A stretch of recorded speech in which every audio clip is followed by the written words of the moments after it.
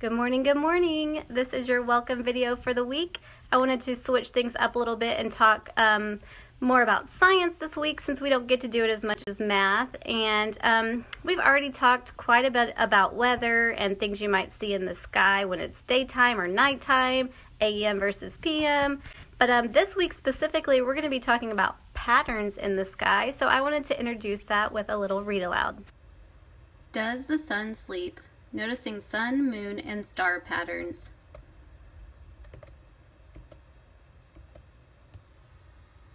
Our class is starting the day outside. Look up, says our teacher, Mr. Cruz. What do you see in the sky?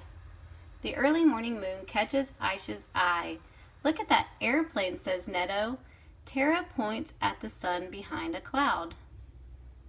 Good observations, our teacher says. He has already taught us that an observation is something we see. Never look directly at the sun. Direct sunlight harms your eyes.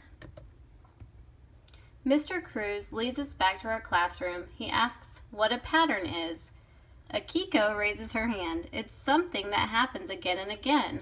Right, says Mr. Cruz. Can someone think of a pattern that the sun follows? It shines during the day, Dexter says, and we can't see it at night. Day, night, says Akiko. A pattern. Let's see how the sun's position changes during the day, says Mr. Cruz. First he shows us a picture of the sky in the morning. The sun's near the horizon, he says. That's the line where the sky and land seem to meet.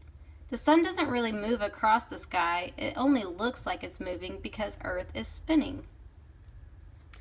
Next he shows us a picture of the sky at noon. We see the sun high in the sky. Then he shows us a picture of the sky in the evening. The sun is near the horizon again. It's another pattern, Alice says. Yes, says our teacher. Every day the sun rises in the east and sets in the west. Does the sun sleep at night? Jacob asks. Mr. Cruz smiles. No, he says, the sun never stops shining. He makes the room dark and shines a flashlight on a globe. We pretend the light is the sun. Then Mr. Cruz slowly spins the globe. He tells us that our planet spins too. I get it, says Dion. When it's day on one side of the earth, it's night on the other side. Yes, our teacher says. When we are getting up, people in Australia are going to bed. It takes Earth 24 hours to spin all the way around once. Chapter 2, The Moon. Mr. Cruz asks about the moon. Can you think of patterns it follows? The moon changes shape each night, says Tara. Sometimes it's around like an O and sometimes it's only a sliver like a C. The moon follows the pattern of waxing and waning. Waxing means growing bigger and waning means growing smaller. And sometimes we can't see it at all, says Nito. Why does it keep changing? First, Mr. Cruz tells us that the moon does not shine by itself. It is lit up by light from the sun.